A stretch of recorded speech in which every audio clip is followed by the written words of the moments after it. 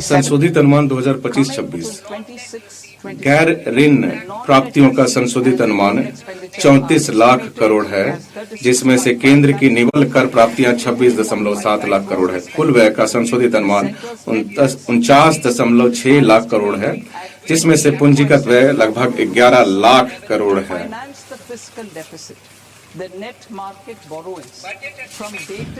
Budget अनुमान 2026-27 वर्ष 2026-27 की आते हुए गैर ऋण प्राप्तियां और कुल व्यय का अनुमान क्रमशः 36.5 लाख करोड़ और 53.5 लाख करोड़ है।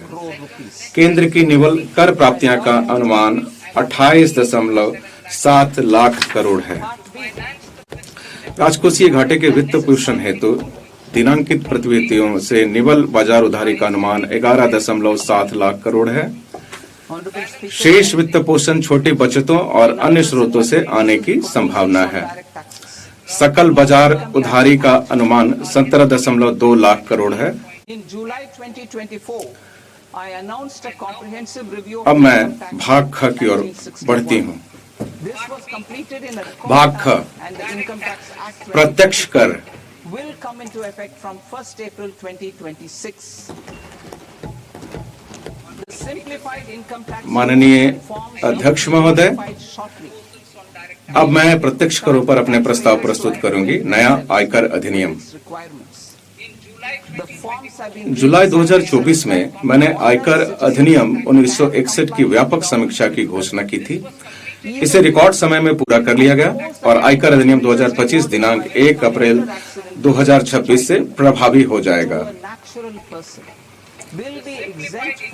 करदाताओं को स्वयं को अपनी अपेक्षाओं से भली भांति परिचित होने के लिए पर्याप्त समय देते हुए इस सरलीकृत आयकर नियमावली और प्रपत्रों को शीघ्र ही अधिसूचित कर दिया जाएगा।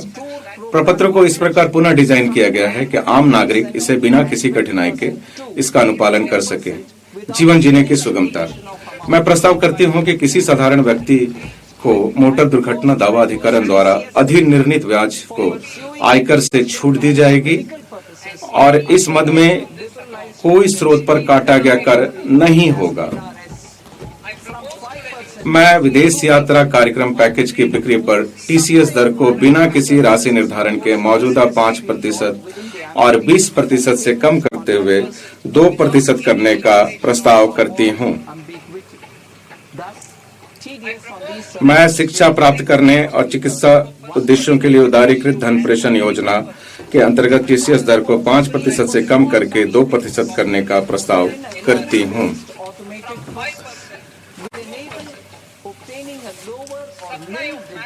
कार्यबल सेवाओं की आपूर्ति को टीडीएस के प्रयोजनार्थ विशिष्ट रूप से संविदाकारों को भुगतान के दायरे में लाने का प्रस्ताव है ताकि अस्पष्टता से बचा जा सके। इस प्रकार इन सेवाओं पर टीडीएस की दर 1% अथवा 2% मात्र होगी।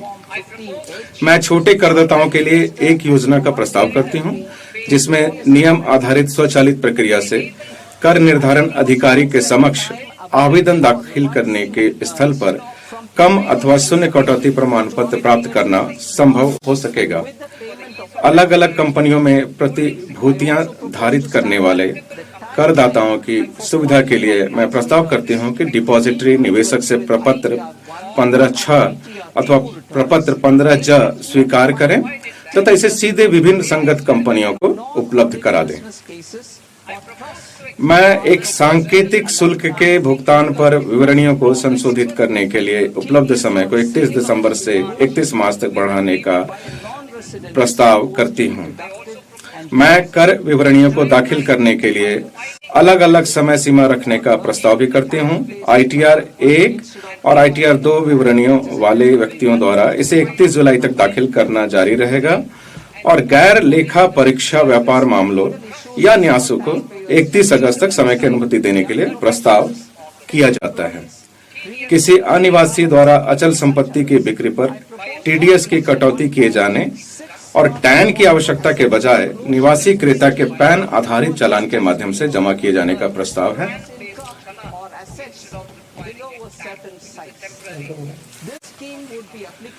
two categories of taxpayers, namely A, who did not disclose छात्रों, their युवा पेशेवरों, तकनीकी कर्मचारियों, अन्यत्र चले गए अनिवासी भारतीयों और ऐसे अन्य छोटे करदाताओं की व्यावहारिक समस्या को दूर करने के लिए मैं इन करदाताओं के लिए एक निश्चित आयकर के नीचे अथवा परिसंपत्ति को प्रकट करने के लिए 6 माह की विदेशी परिसंपत्ति प्रकटीकरण योजना शुरू करने का प्रस्ताव करती हूँ।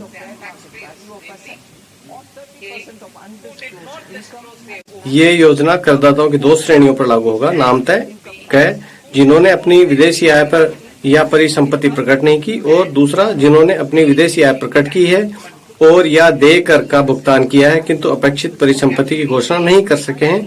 श्रेणी क के लिए अप्रकट आय परिसंपत्ति की सीमा 1 करोड़ रुपए तक करने का प्रस्ताव है। उन्हें कर के रूप में परिसंपत्ति के उचित बाजार मूल्य का 30% या अप्रकट आय का 30% और दंड के स्थान पर अतिरिक्त आयकर के रूप में 30% का भुगतान करना होगा। इससे अभियोजन से उन्मुक्ति होगी।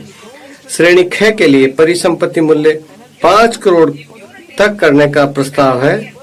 इसमें 1 लाख रुपए के भुगतान पर दंड और अभियोजन दोनों से उन्मुक्ति होगी। दंड और अभियोजन को युक्तिसंगत बनाना। कार्यवाहियों की विविधता व्यापार की सुगमता में बाधा डालती है। मैं दोनों के लिए एक सामान्य आदेश के माध्यम से कर निर्धारण और दंड कार्यवाहियों को एकीकृत करने का प्रस्ताव करती हूँ। अपील की प्रक्रिया के निष्कर्ष पर ध्यान दिए बिना प्रथम अपीलीय प्राधिकारी के सक्षम अपील की अवधि के लिए दंड राशि के संबंध में करदाता का कोई ब्याज देयता नहीं होगी। इससे अतिरिक्त पूर्व भुगतान की मात्रा 20% से कम करके 10% की जा रही है और इसकी गणना केवल मुख्य कर मांग पर होती रहेगी। मुकदमेबाजी को कम करने के लिए एक अतिरिक्त उपाय के रूप में मैं करदाता को संगत वर्ष के लिए लागू दर के अतिरिक्त 10% कर दर के साथ विवरणी को पुनर्निर्धारण कार्यवाहियों के पश्चात भी अद्यतन करने की अनुमति देने का प्रस्ताव करती हूँ। कर निर्धारण अधिकारी उसके बाद अपनी कार्यवाहियों में से इस अद्यतन विवरणी का उपयोग करेंगे। कर की सूचना देने वाले मामलों में दंड और अभियोजन से उन्मुक्ति हेतु एक फ्रेमवर्क पहले से मौजूद है। मैं उन्मुक्ति के इन फ्रेमवर्क को गलत सूचना देने के संबंध में लागू करने का प्रस्ताव करती हूँ। तथापि ऐसे मामलों में करदाता के देकर और ब्याज के अलावा अतिरिक्त आयकर के रूप में राशि के 100% का भुगतान करना अपेक्षित होगा। खातों की लेखा परीक्षा कराने में विफलता, अंतरण मूल्य निर्धारण, लेखा परीक्षा रिपोर्ट प्रस्तुत न करने तथा वित्तीय लेन देनों के लिए विवरण प्रस्तुत करने में चूक जैसी कतिपय तकनीकी चूकों के लिए दंडों को शुल्क में परिवर्तित करने का प्रस्ताव करती हूँ।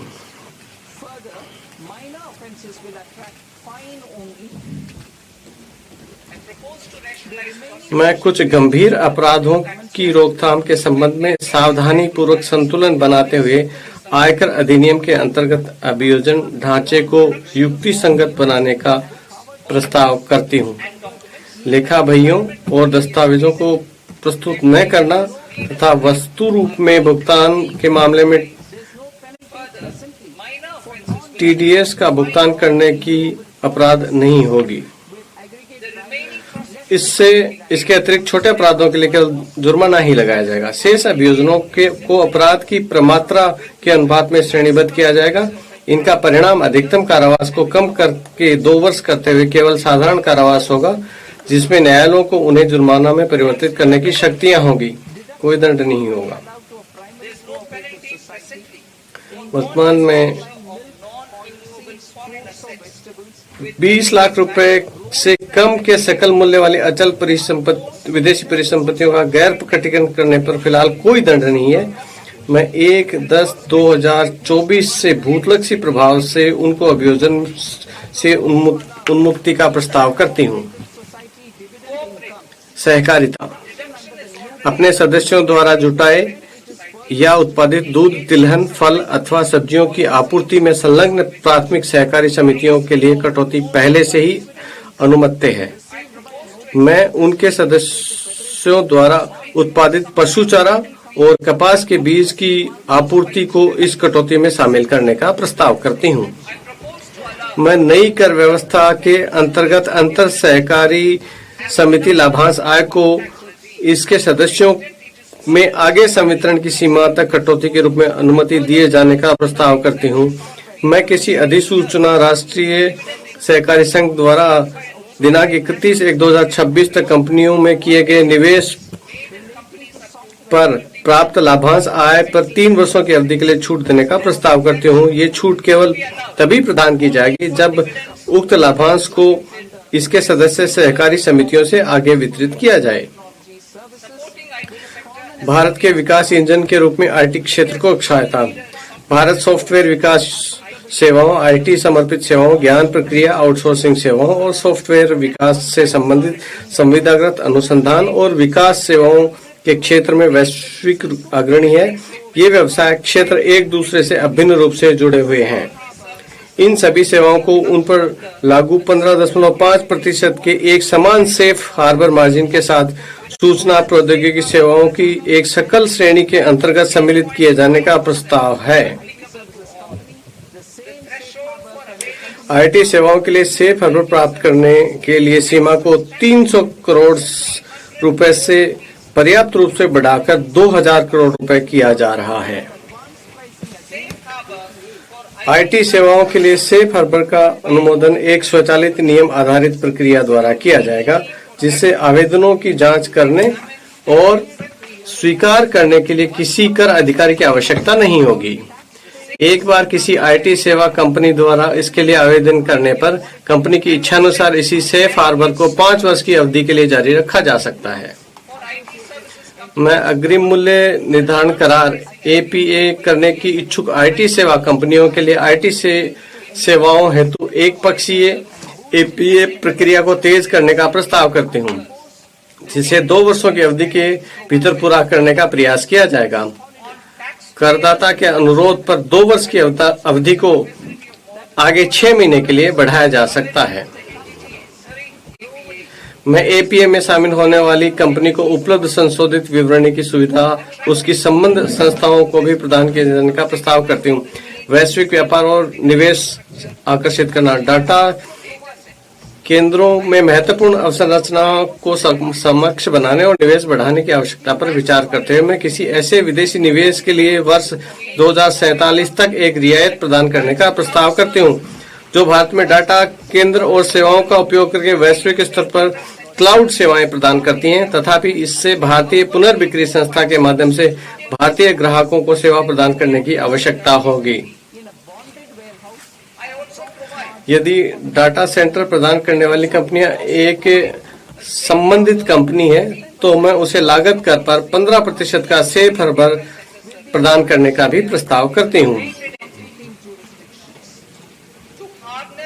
इलेक्ट्रॉनिक विनिर्माण के लिए जस्ट इन टाइम कार्य कुशलता का उपयोग बढ़ाने के लिए मैं बीजक मूल्य के 2% के लाभांतरण पर किसी ब्रांडेड वेयरहाउस और कंपोनेंट वेयरहाउस के लिए अनिवासियों को सेफ हार्बर प्रदान करने का प्रस्ताव करती हूँ।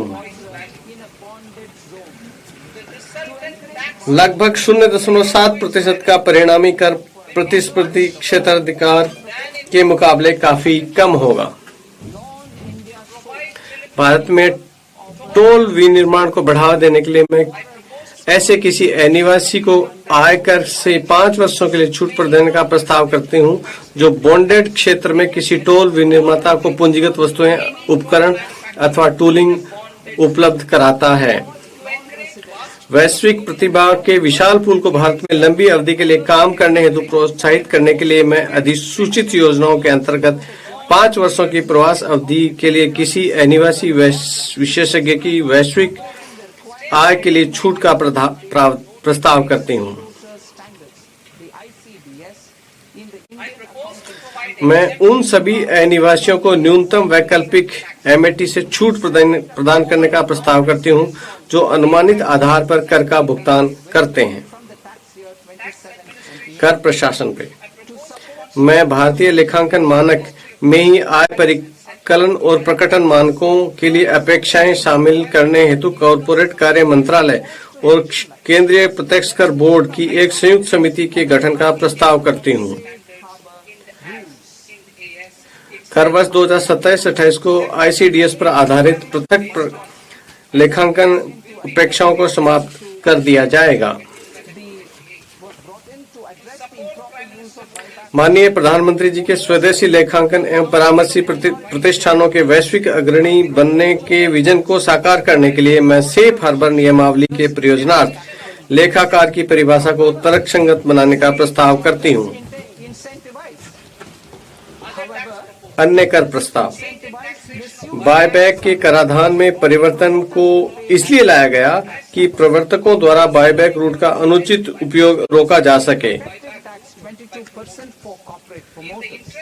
अल्पसंख्यक शेयरधारकों के हित में सभी प्रकार के शेयरधारकों के लिए बायबैक का पूंजीगत लाभ के रूप में कर लगाने का प्रस्ताव करती हूँ। तथापि कर विमोचन के दुरुपयोग को हतोत्साहित करने के लिए प्रवर्तक अतिरिक्त बायबैक कर का भुगतान करेंगे।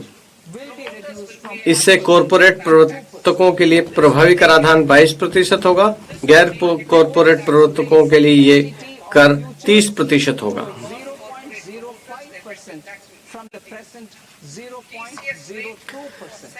विशिष्ट वस्तुओं नामतः अल्कोहल युक्त लिकर, स्क्रैप और खनिजों के विक्रेताओं के लिए TCS दरों को तर्कसंगत बनाते हुए 2% ही किया जाएगा। तेंदु पत्तों पर दरों को 5% से घटाकर 2% किया जाएगा। मैं वायदा सौदों पर STT को मौजूदा 0.02% से बढ़ाकर 0.05% करने का प्रस्ताव करती हूँ। ऑप्शन प्रीमियम और ऑप्शन कार्यकलाप दोनों पर STT को मौजूदा क्रम से 0.1% और 0.125% से बढ़ाकर 0.15% करने का प्रस्ताव है। हमने वर्ष 2019 में कॉरपोरेट के लिए कराधान परिदृश्य में सुधार किया था, जिसमें कम कर दरों के साथ उनको सरलीकृत व्यवस्था उपलब्ध कराई गई ताकि वे कटौतियों और छूट का दावा करने की बजाय कारोबार पर समुचित ध्यान केंद्रित कर सकें। कंपनियों को नई व्यवस्था में स्थानांतरित करने के लिए प्रोत्साहित करने हेतु कंपनियों को आगे लाई जाई गई मैट क्रेडिट को समायोजित करने की अनुमति केवल नई व्यवस्था में दिए जाने का प्रस्ताव है। नई व्यवस्था में उपलब्ध मैट क्रेडिट का उपयोग करके समायोजन कर देयताओं को 1/4 की सीमा तक की अनुमति दिए जाने का प्रस्ताव है। मैट को अंतिम कर बनाए जाने का प्रस्ताव है। इसलिए 1 अप्रैल 2026 से कोई क्रेडिट संचय नहीं होगा। इस परिवर्तन के अनुरूप 15% की मौजूदा मैट दर को कम करके 14% किया जा रहा है। 31 मार्च 2026 तक संचित करदाताओं को आगे लाई गई मैट क्रेडिट उपरोक्त अनुसार उनको समायोजन के लिए उपलब्ध रहेंगे। अब आती हूँ अप्रत्यक्ष करों पे। मैं अप्रत्यक्ष करों से संबंधित प्रस्तावों पर आती हूँ। सीमा शुल्क और केंद्रीय उत्पाद शुल्क के लिए मेरे प्रस्तावों का लक्ष्य प्रशुल्क संरचना और सरल बनाना, घरेलू विनिर्माण को सहायता देना, निर्यात प्रतिस्पर्धात्मकता को प्रोत्साहित करना और शुल्क को प्रतिलोम को ठीक करना है। लंबे समय से चले आ रहे सीमा शुल्क छूटों को समाप्त करने को जारी रखते हुए मैं भारत में विनिर्मित हो रहे मदों अथवा जहां आयात नगण्य वहां पर कतिपय कूटों को हटाना चाहती हूं।